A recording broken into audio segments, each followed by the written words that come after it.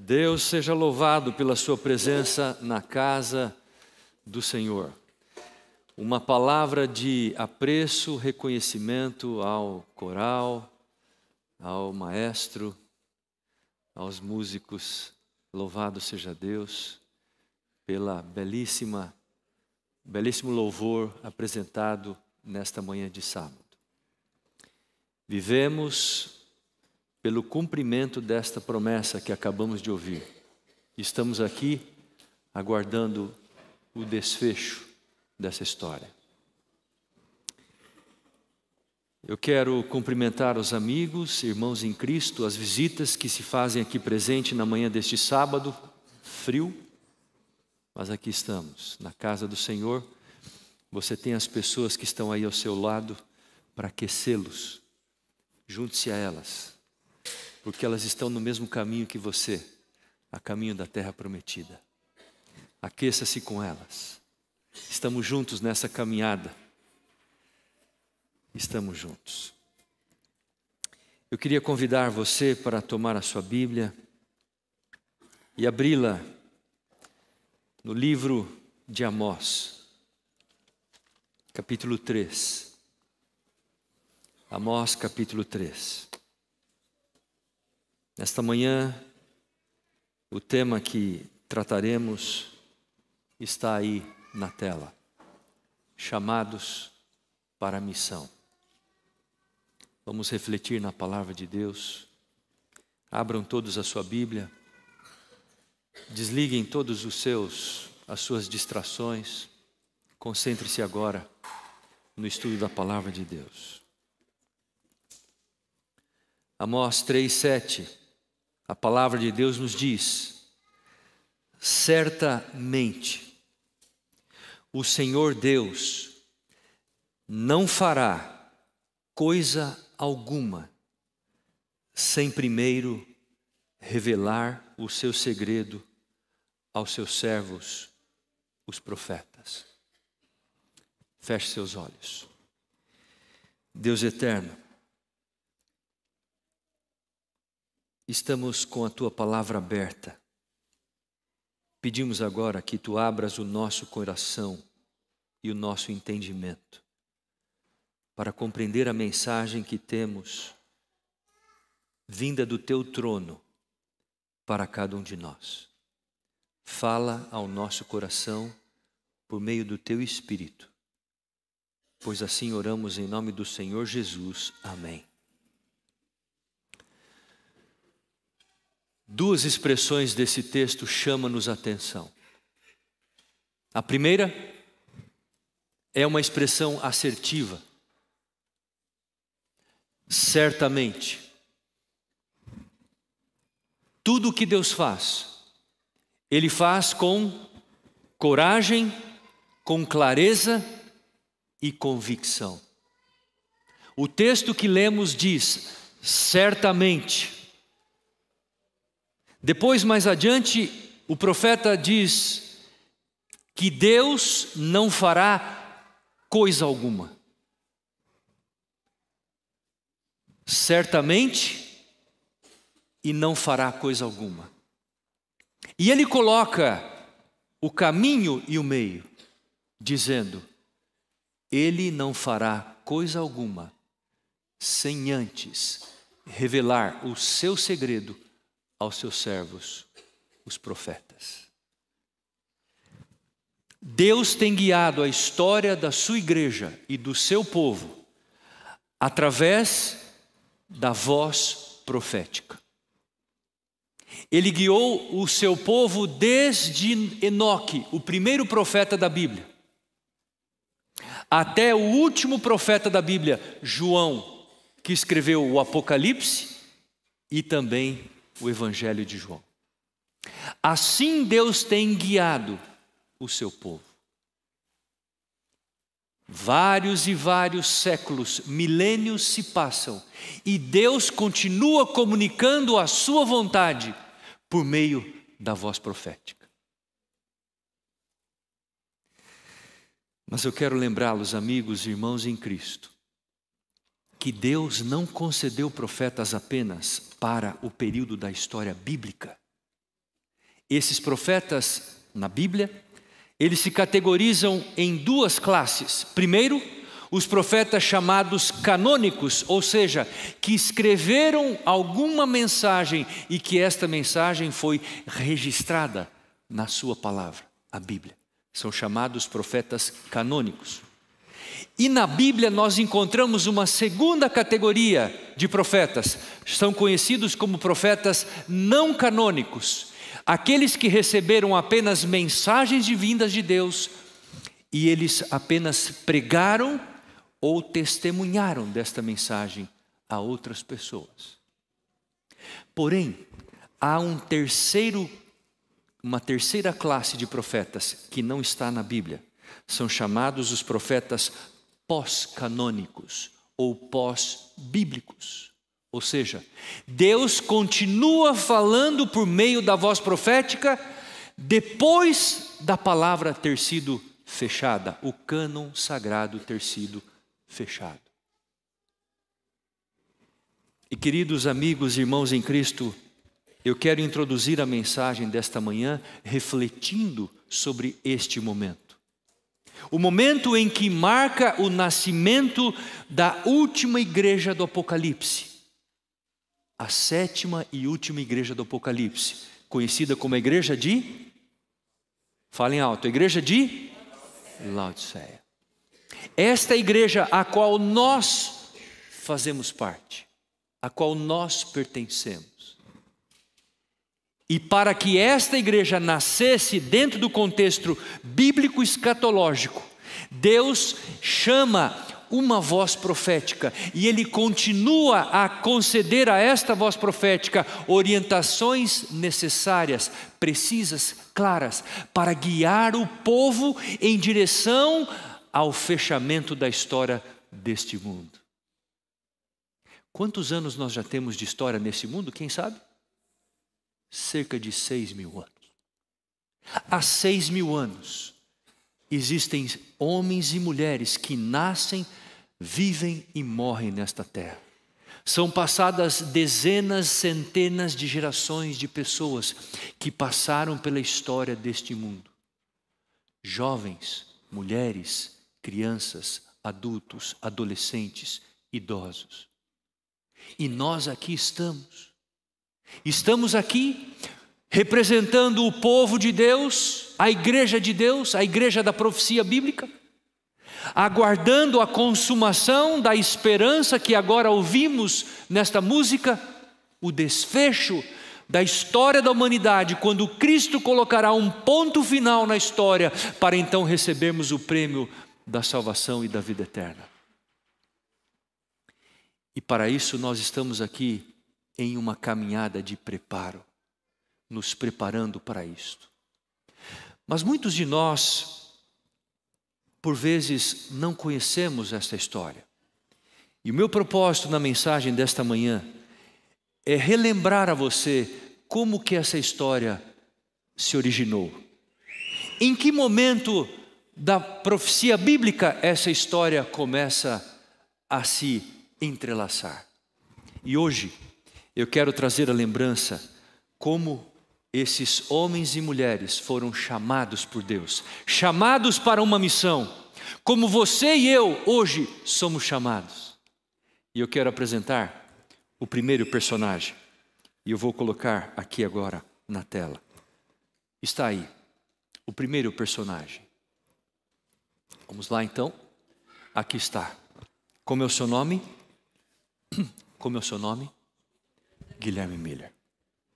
Guilherme Miller foi um dos mais importantes personagens usados por Deus para dar início a um movimento que visava estudar a palavra de Deus e, sobretudo, as profecias bíblicas de Daniel e Apocalipse, para poder então pregar esta mensagem profética a todo mundo. E notem, quando ele começa a pregar esta mensagem publicamente, ele contava com 49 anos de idade. Ele não era um jovem. Ah, mas pastor, eu já estou com meus 50, 60 anos. Pastor, deixa isso para os jovens. Ele tinha 49 quando começou a pregar.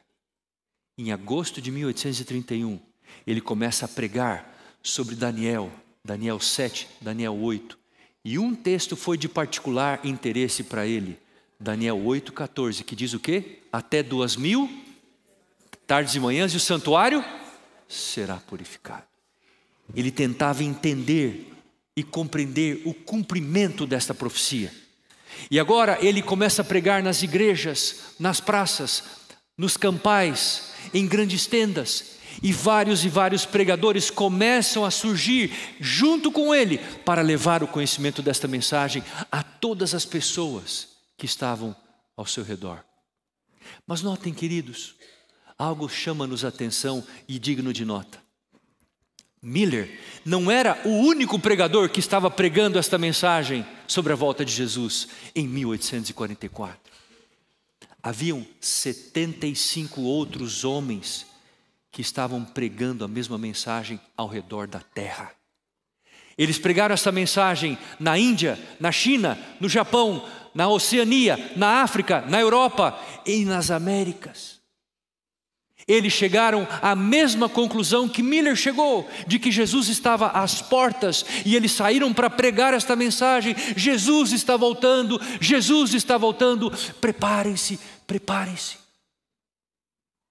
E sabem quem se uniu a esta mensagem, a esse grupo? Crianças de 7, 8, 10 anos, 12 anos, na Escandinávia. Se levantavam, subiam sobre as mesas, os móveis das casas, dos vários ambientes, e pregavam esta mensagem. Jovens, adolescentes, se uniram à pregação desta mensagem. E queridos, nós sabemos que esta mensagem foi pregada lá na América do Norte, em várias partes. Mais de 500 mil de pessoas ouviram esta mensagem de Miller e seus assistentes, seus associados. Miller pregava com tamanho poder, com tamanha força, com tamanho ânimo, a tal ponto de centenas e milhares de pessoas se agruparem e fazerem parte desse mesmo grupo, porque estavam convictos de que Jesus estava às portas. Mas como nós sabemos, amigos, a história revela que quando chegou o dia 22 de outubro, que dia da semana era o dia 22 de outubro, quem sabe? Era uma terça-feira. Numa terça-feira do dia 22 de outubro, os pais, os filhos acordaram, dizendo um para o outro: hoje é o último dia em que nós passaremos na terra. Amanhã estaremos no céu. Estamos livres do mal, livres do pecado, livres da doença, livres do sofrimento, livres da dor e da angústia, de toda tentação e pecado. E eles aguardaram 2, 3 da tarde, 6 da tarde, 9 da noite, meia-noite. E quando o relógio bateu meia-noite, Jesus Cristo não veio. E nós conhecemos bem a história, porque quando ele não veio, houve um grande, o quê? Falem alto, um grande desapontamento. Pastor Stêncil, como que nós podemos, como igreja adventista, sermos originados a partir de um grande desapontamento? Como igreja, nascemos de um grande desapontamento. E eu queria lembrar vocês aqui, essa igreja que me escuta, e os colegas e amigos que estão pela internet. Toda vez que qualquer um de nós somos tendenciosos a marcar datas para a vinda de Jesus, lembrem-se, sempre haverá um grande desapontamento. Porque Jesus Cristo mesmo disse: o dia e a hora, ninguém sabe. Ah, pastor, Jesus não disse o dia e a hora, mas a gente pode saber o ano. Pastor, Jesus não disse o dia e a hora, mas a gente pode saber o mês. E muitos começam a especular e a criar fábulas, ideias, pensamentos. Visitando as igrejas do Brasil, a gente sempre se depara com pessoas que assim pensam. E toda vez que há alguma iniciativa para se marcar datas, amigos, há uma expectativa e há desapontamento. Muitas pessoas saem da igreja, abandonam a fé e nunca mais querem ouvir falar de Bíblia, de igreja e de religião. Portanto, não compete a nós sabermos o dia, a hora, compete a nós estarmos o quê? Preparados para esse grande momento. Mas, queridos, eu quero agora chamar a sua atenção para algo muito, muito especial. Falamos aqui agora, há pouco, que dia foi 22 de outubro? Uma terça-feira. Na terça-feira, desapontamento. E agora eu vou mostrar para vocês a próxima tela. Olhem essa tela. Aqui está. Na quarta-feira, dia 23 de outubro. Veja, no dia seguinte ao desapontamento, Deus aparece a um homem chamado Irã Edson. Ele estava saindo do celeiro da fazenda do seu pai, entrando na companhia de colegas dentro de um milharal. E quando ele adentra a esse milharal, Deus aparece a esse homem e lhe dá um pequeno vislumbre, um insight, uma pequena visão, aonde ele vê esta cena. Jesus Cristo se levantando, saindo do lugar santo e entrando no lugar santíssimo. E quando ele vê esta cena, nessa pequena visão, o que acontece? Ele tem a compreensão daquilo que havia acontecido quando? No dia anterior. Pastor Estêncio, o que isso nos ensina nesta manhã de sábado? De que Deus mantém o comando e o controle da sua igreja. Ele não abandona nenhum de nós. Aconteceu algo no dia 22, no dia 23 vem a resposta. Porque Deus concede a resposta. Na quarta-feira vem a resposta. E assim, queridos, Deus funda um movimento. Quem são os personagens mais importantes desse movimento? Eu quero apresentar a vocês o primeiro deles. 2 meses após o grande desapontamento. O desapontamento aconteceu em 22 de outubro, em outubro de 1844. 2 meses após, em dezembro de 1844, Deus chama uma jovem para ser o seu porta-voz. E aqui, amigos, se dá a continuidade da voz profética. Deus continua falando por meio dos seus profetas, que Ele escolhe, que Ele aponta para ser o comunicador das suas mensagens e verdades. Deus chama esta jovem, a mais improvável de todas. Não havia ninguém naquela sociedade mais doente, mais fragilizada do que Ellen Harmon. Ninguém. Era uma jovem doente que mal conseguia escrever o seu nome com uma caneta. Deus aparece a esta jovem. E Deus lhe concede, na primeira visão que ela recebe, uma das cenas mais grandiosas que o ser humano pode sequer imaginar. Deus mostra para esta jovem um caminho, o povo caminhando em direção à terra prometida. Deus mostra para ela Jesus Cristo à frente do caminho, uma luz do clamor da meia-noite por trás, guiando todo o povo. E Deus mostra a cena da volta gloriosa do Messias Jesus Cristo, com as suas miríades e milhões de anjos, descendo nas nuvens dos céus. E o que acontece? Em dado momento, Deus revela o dia e a hora da vinda para aquele povo em visão. Ela escuta isso. E ela então sobe. Jesus Cristo conduz o povo até os portais da cidade santa. Ela entra dentro da cidade santa. Ela vê o trono de Deus. Ela vê o mar de vidro. Ela vê a árvore da vida. Ela vê os anjos. Ela vê o santuário. Depois, Jesus Cristo toma e leva para a nova terra. E ela vê aquela imensa mesa de prata. Eu estou aqui sintetizando. Queridos, na primeira visão que aquela jovem fragilizada recebe de Deus, ela vê uma síntese, um resumo do plano da redenção. Na primeira visão. Da terra ao céu, do céu à nova terra. Olha que coisa fabulosa. Primeira visão. E assim, Deus começa a trabalhar com o seu povo. E olha o que eu vou mostrar para vocês aqui. Os 3 mais importantes personagens dessa história. Quem são eles? José Bates, à esquerda. Tiago White, ao meio. E Ellen White, à direita. Esses são os fundadores da Igreja Adventista do Sétimo Dia, os mais importantes líderes da igreja.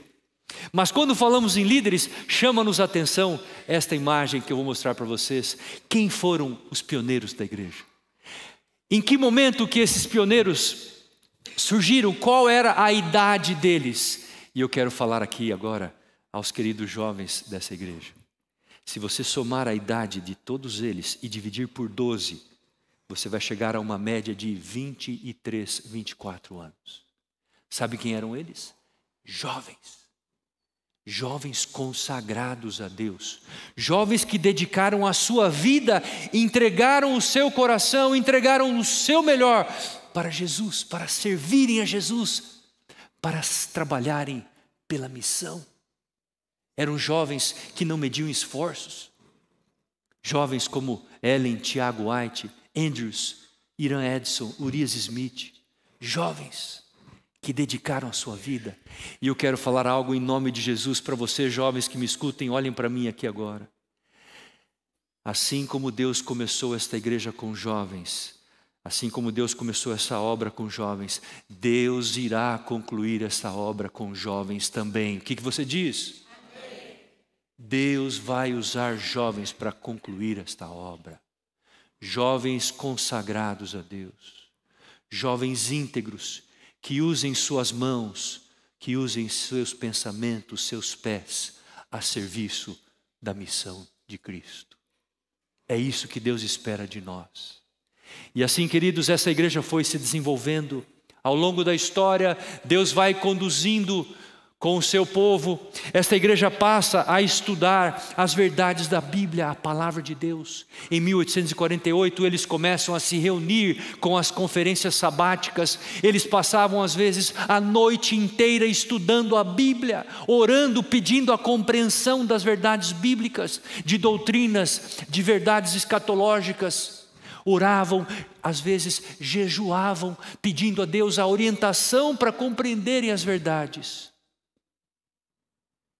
E eles então começam a elencar as primeiras doutrinas da palavra de Deus. A justificação pela fé, a volta de Jesus, o santuário celestial. Depois eles falam sobre a santificação. E várias doutrinas eles começam a estudar e a restaurar da Bíblia estas verdades, que estavam apagadas, esquecidas e lançadas por terra, como diz Daniel 7:25. Desta maneira, amigos, a igreja vai sendo conduzida por Deus.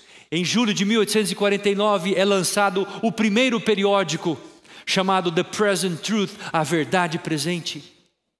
Foram publicadas 1000 cópias e distribuídas.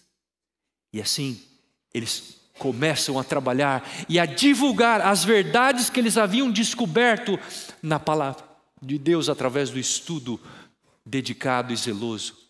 Em 1850, eles tomam a revista The Present Truth e transformam a revista na Revista Adventista. Em 1850, nasce a Revista Adventista em inglês, que temos até hoje.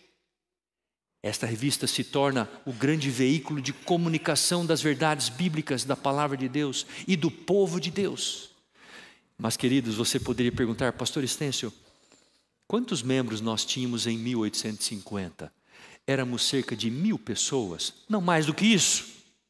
1000 pessoas. Pastor Estêncio, e o que acontecia na igreja? As igrejas estavam todas no nome dos pastores ou de membros. Não tínhamos um nome ainda. A igreja precisava de receber um nome. Vamos ver se alguém pode responder essa pergunta. Como que nós éramos conhecidos antes de termos um nome? Alguém sabe? O nosso nome foi dado em que ano? 1860. 1860. Mas como que nós éramos conhecidos antes de 1860? Adventistas sabatistas? Assim éramos conhecidos. Em face a esta necessidade de precisarmos ter uma instituição para organizarmos, a igreja então decide em dar um nome. Não é isso? Antes disso, ela lança um periódico, a lição da escola sabatina. Hoje participamos de uma unidade ali no meio da igreja, com o meu querido amigo. A escola sabatina, amigos, é o coração que pulsa sangue para poder alimentar, nutrir a igreja de Deus. E nós precisamos valorizar, participar, vibrar com a escola sabatina, estudar a lição em todos os seus aspectos, não é? Durante a semana. Mas assim, queridos, aí está o homem que sugeriu o nome em 1860, em setembro de 1860. Esse homem, um jovem chamado David Hewitt, ele era chefe dos Correios de Battle Creek. Esse homem sugere o nome Adventistas do Sétimo Dia. E nós então passamos a ter um nome, Igreja Adventista do Sétimo Dia. Logo a seguir, queridos, nós podemos ver aí o casal White. Se nós pudéssemos destacar o trabalho, o empenho e a dedicação deste casal, nós poderíamos ficar aqui horas falando sobre eles. Esta é a primeira foto que nós temos do casal. Esta foto é de 1857. Uma foto nessa época levava 15 minutos para ser tirada. Por isso que às vezes nós, quando olhamos para essas fotos antigas, vemos as pessoas sóbrias, sem rir ou com algum movimento. Porque se você fizesse um movimento, tinha que congelar, até que a foto fosse feita em 15 minutos. Então eles ficam parados, estáticos, sem mexer. Esta é a primeira foto desse casal, e é uma foto original. Vocês estão vendo, data de 1857. Tiago White, na companhia de sua esposa Ellen White, ajudaram a fundar os 4 mais importantes segmentos da igreja: a obra de publicações, a organização da sede da Igreja Mundial em 63, a obra de saúde e a obra de educação. Todos esses segmentos tiveram o apoio e a direção e a liderança desse casal, que estiveram sempre à frente para serem guiados e usados por Deus nesta tarefa. Mas, queridos, eu queria agora fazer uma retrospectiva de como que a obra chegou ao Brasil. Eu queria chegar a Limeira. Pastor Stencil, como que o Evangelho chega ao continente sul-americano por meio da Igreja Adventista? Muitas pessoas ficam perguntando em que ano que chegou o primeiro Adventista ao Brasil. Nós sabemos que no final da década de 1880, alguns imigrantes europeus vieram para o Brasil. Na região sul, em Santa Catarina, Rio Grande do Sul, eles já eram convertidos na Europa. Mas o primeiro pastor que pisa em solo brasileiro para poder trabalhar e fazer um relatório, ele vem aqui em 1892.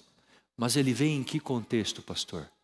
Ele vem porque a igreja começa a trabalhar para poder conquistar outros territórios estrangeiros no mundo.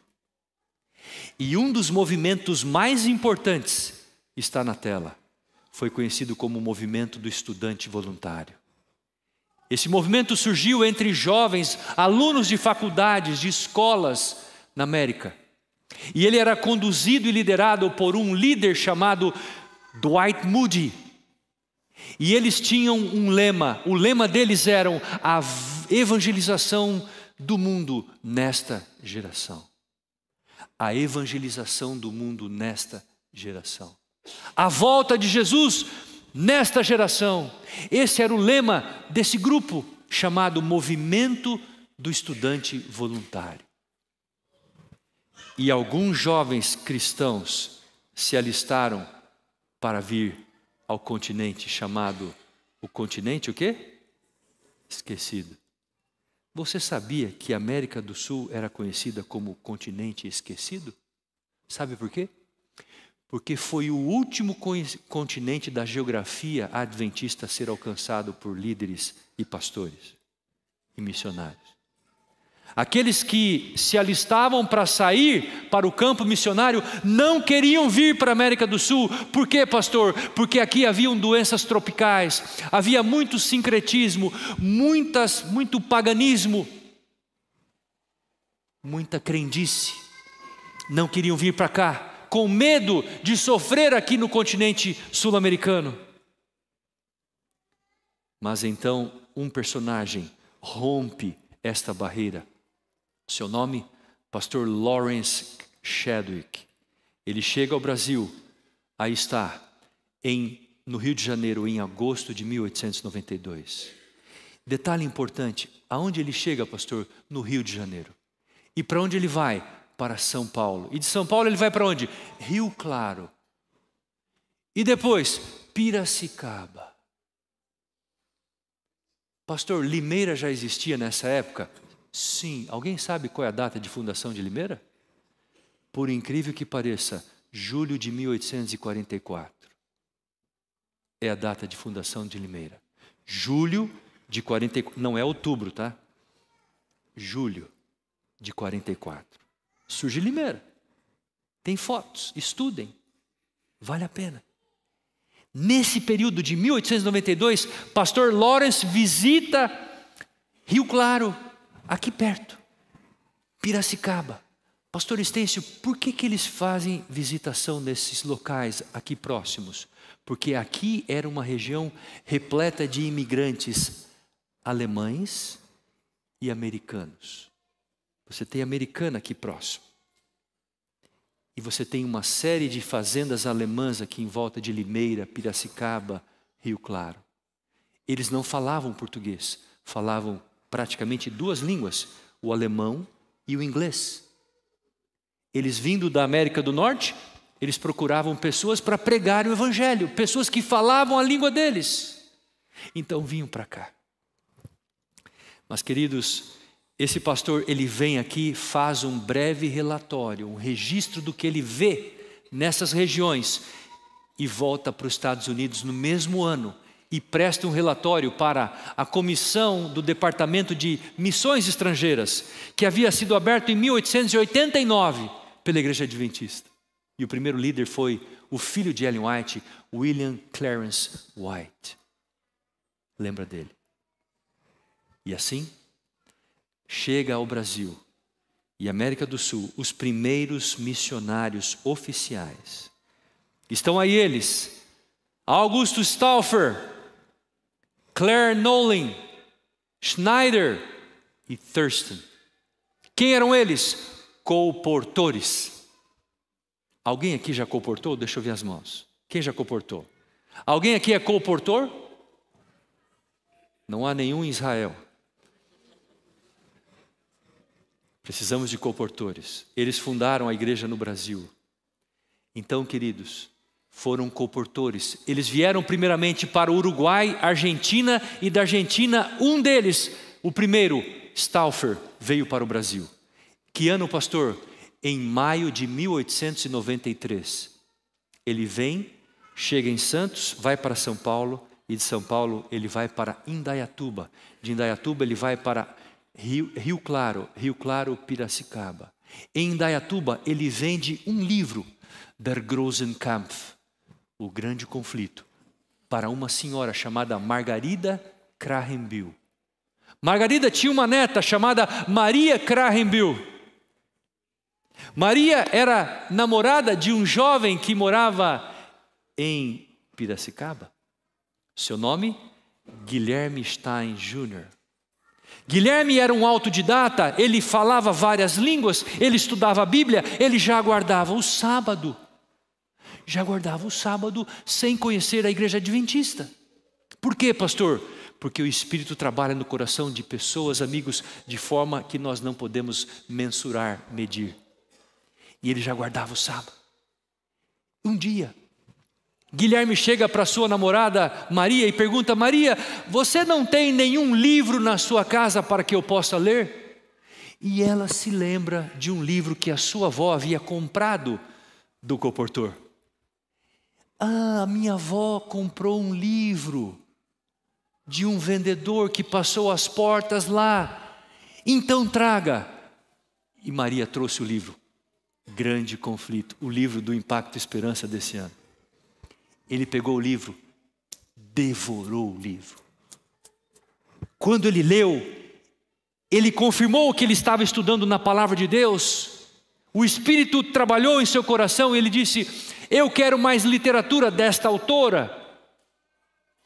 E mandaram para ele o livro Caminho a Cristo, uma história perfeita, maravilhosa sobre a vida de Cristo, o seu caráter, a sua justiça, o seu amor. E quando ele leu Grande Conflito, Caminho a Cristo e os estudos da Palavra de Deus, ele levantou a mão e disse: eu quero ser batizado. Passado algum tempo, ele se casa com Maria. E Stauffer, o comportor, manda uma mensagem para o primeiro pastor da América do Sul inteiro, que estava na Argentina, chamado pastor Frank Westphal. Vou mostrar a foto dele para vocês. Aqui está o pastor Frank Westphal. Ele sai da Argentina, pega um navio, vem até o Rio de Janeiro, sobe a São Paulo, de São Paulo vai em Indaiatuba, abre a primeira escola sabatina, vai a Piracicaba, para realizar o primeiro batismo da Igreja Adventista no Brasil. Primeiro. Pastor Estêncio, quem foi o primeiro adventista batizado no Brasil? Aí está uma foto do pastor Frank Westphal, suas filhas, sua esposa. E aqui está o primeiro adventista batizado no Brasil. Seu nome, Guilherme Stein Jr. Pastor Estêncio, quantos anos ele tinha quando foi batizado? 23 anos. 23 anos. Eu trouxe para vocês um presente. Vou pedir que o Lucas me ajude. Eu trouxe um presente. E vocês agora vão assistir um vídeo que um aluno da classe do João preparou sobre um vídeo documentário sobre o primeiro batismo no Brasil. Vamos assistir. Era o mês de abril de 1895, quando o primeiro adventista do sétimo dia foi batizado aqui no Brasil. Guilherme Stein Jr., na época com 23 anos de idade, foi batizado pelo pastor Frank Westphal, às margens do rio Piracicaba, no interior de São Paulo.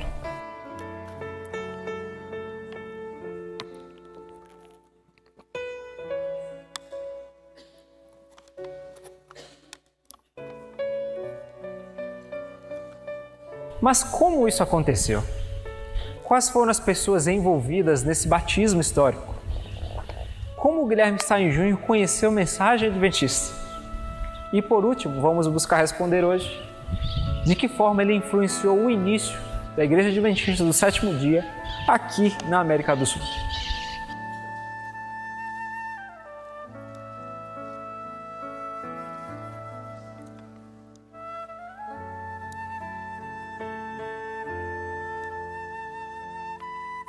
A primeira pessoa envolvida foi o americano Augustus Stauffer. Ele fez parte do primeiro grupo de comportores que veio à América do Sul em dezembro de 1891. Nos meses seguintes, Stauffer trabalhou em colônias de fala alemã no interior da Argentina e Uruguai, vendendo literatura adventista. Em maio de 1893, ele foi enviado ao Brasil, como o primeiro comportor missionário a trabalhar neste país. À época, o Brasil tinha aproximadamente 15 milhões de habitantes.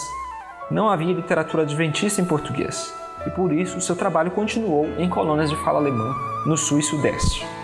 Havia aproximadamente 200 mil alemães. Seu trabalho se iniciou no estado de São Paulo, especialmente nas cidades de Rio Claro, Indaiatuba e Piracicaba. Nesta época, esta região estava crescendo bastante, devido à plantação de café, e isto atraía muitos imigrantes. A segunda pessoa envolvida foi o jovem alemão Albert Barremeyer. Ele chegou ao Brasil após escapar de um navio no qual trabalhava. Quando seu navio passou pelo Rio de Janeiro, vindo da Inglaterra, ele pulou nas águas e nadou até a praia mais próxima. Ele conheceu a mensagem adventista através de Elvin Snyder, o segundo comportor a trabalhar no Brasil. Ele o encontrou numa casa de marinheiros no Rio de Janeiro. Ambos estudaram a Bíblia e Barremeyer decidiu se tornar um adventista, além de se iniciar na comportagem, apesar de não ser batizado. Barremeyer trabalhou com Stauffer vendendo o livro O Grande Conflito em alemão. Em Piracicaba, Uma cópia deste livro foi vendido a Margarida Cranberry, avó da esposa de Guilherme Stein Jr. A terceira pessoa envolvida neste batismo histórico foi o pastor americano Frank Westphal. Antes de vir à América do Sul, ele trabalhou como colportor, evangelista e professor de teologia nos Estados Unidos da América. Em agosto de 1894, ele chegou em Buenos Aires, Argentina, como o primeiro pastor ordenado a trabalhar na América do Sul. Ele veio com sua esposa Mary e seus 2 filhos, Charles e Ellen. Após trabalhar 6 meses na Argentina e Uruguai, batizando e fundando novas congregações, ele veio ao Brasil em março de 1895, com o objetivo de visitar pessoas interessadas na mensagem adventista. Ele chegou através do porto do Rio de Janeiro e partiu para São Paulo, acompanhado do colportor Stauffer. Em abril de 1895, após passar por Rio Claro, 2 Córregos e Indaiatuba, eles foram a Piracicaba para se encontrar com Guilherme Stein Jr. Guilherme Stein Jr. nasceu em 1871 em Campinas, São Paulo. Ele era descendente de imigrantes germano-suíços. Ele estudou até a 5ª série do ensino primário, mas como gostava de aprender, se tornou autodidata. Em 1888, aos 17 anos, ele se mudou de Campinas para Piracicaba. Na época, Piracicaba tinha aproximadamente 10.000 habitantes. Uma curiosidade, a palavra Piracicaba significa lugar onde o peixe para, na língua tupi. Isto acontece por causa da queda d'água no rio Piracicaba, que bloqueia a migração do peixe. Em Piracicaba, Guilherme começou a trabalhar na oficina Cranberry, fazendo carroças para transporte de mercadorias e pessoas. Como ele era relacionado com a família Cranberry, ele morava com eles, e isto permitiu conhecer Maria Cranberry.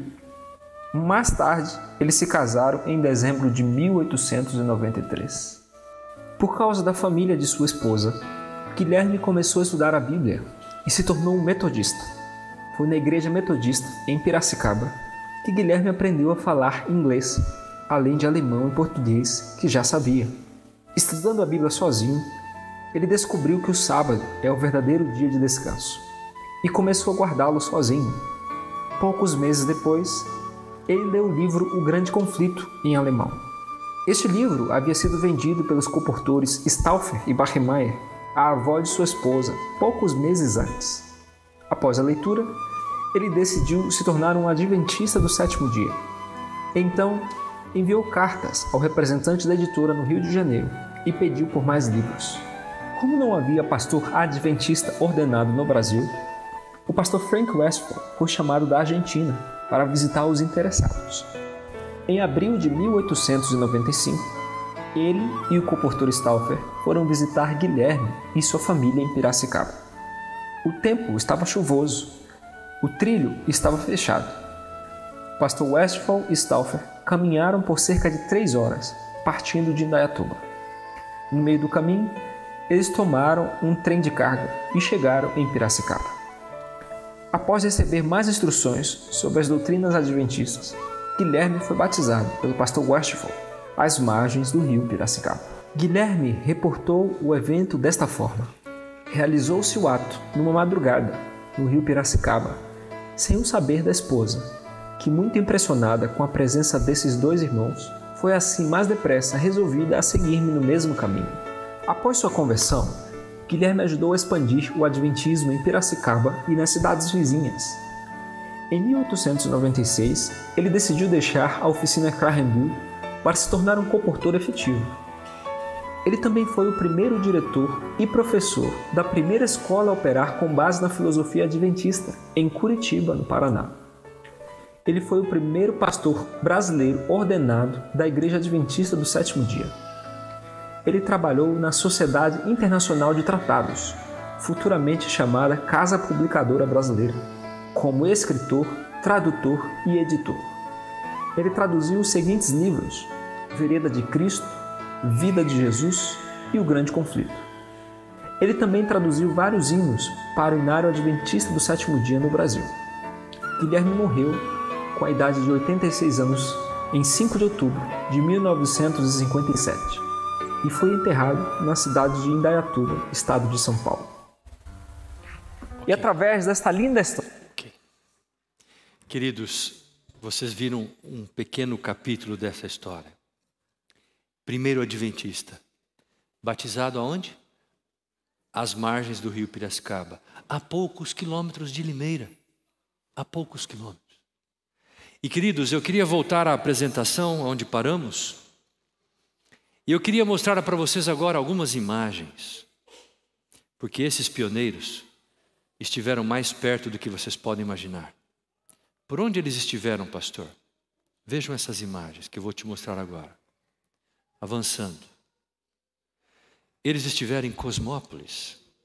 Em 1913, um casal, pastor e esposa, foram morar em Cosmópolis. E pastor Estêncio, o que eles faziam? Pregavam o evangelho em Cosmópolis. Aonde mais eles pregavam? Eles pregavam o evangelho em Arthur Nogueira. E onde mais eles pregavam o evangelho? Em Avante. Não está funcionando. Pregavam o evangelho aonde? Em Guaiquica. Alguém sabe o que é Guaiquica? Engenheiro Coelho. A história revela que eles andavam pelos trilhos de uma estrada de ferro que saía de Campinas, Cosmópolis, Arthur, Engenheiro Conchal. Pastor, ninguém veio em Limeira? Com certeza vieram. Passaram por aqui. Os pioneiros da obra no Brasil viveram nesta região onde nós estamos morando aqui. Piracicaba, Rio Claro, Limeira, Americana, Engenheiro Coelho, Arthur Nogueira. Passaram. Os registros da história revelam isso. Em outras palavras, a igreja adventista, ela nasce dentro de um contexto. E vejam, o primeiro adventista batizado nos rios Piracicaba, o que ele faz? Se torna primeiro professor, primeiro editor de uma revista no Brasil, primeiro pastor ordenado. Ele não fez teologia, mas deram-lhe o título pela sua erudição e conhecimento. Guilherme Stein Jr. De onde ele saiu, pastor?